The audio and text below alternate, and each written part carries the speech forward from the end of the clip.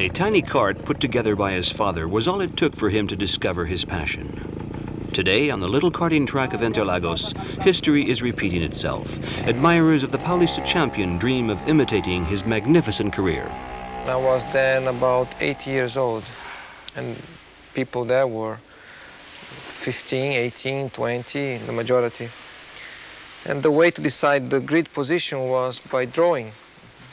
So they put papers, small papers with the numbers inside the helmet, and because I was the youngest, I was the first one to pull the paper. And I pulled number 1. So I was on pole position for my first event. I was small, light, so my go-kart was the fastest one there, with the weight advantage I had. And I stayed in the front for many laps because people could not overtake me. They were quicker than me around corners, but on the straight I was going away from them. I was third, and 3 laps from the end, the guy behind me, the fourth guy who was trying to overtake me all the time, touched me and I went off. So I didn't finish the race, but it was really fun. At first, Milton da Silva tries to stir his son's career. He soon realizes that Ayrton is taking this activity very seriously.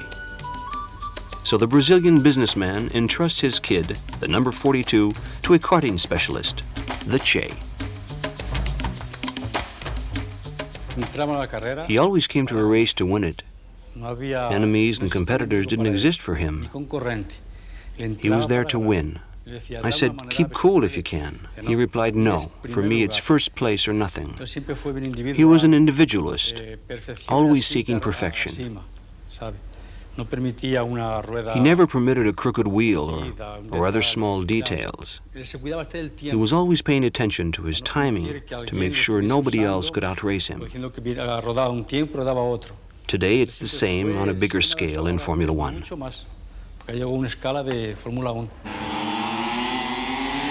After becoming many times champion of Brazil and of South America, Ayrton set out to conquer new horizons and worldwide recognition.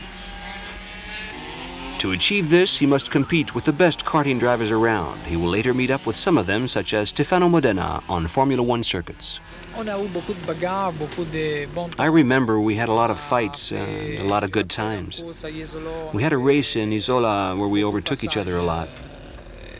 It was very good, very tough. Tough but loyal? No, in go-kart you can't be loyal.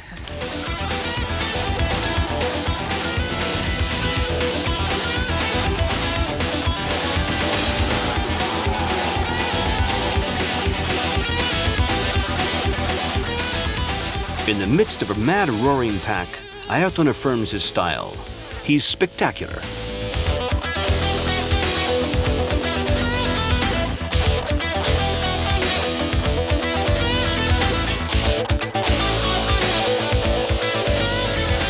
Go-kart has given me a lot of pleasure, a lot of memories where I learn a lot. Many things that I know and I still use today when I drive Formula One.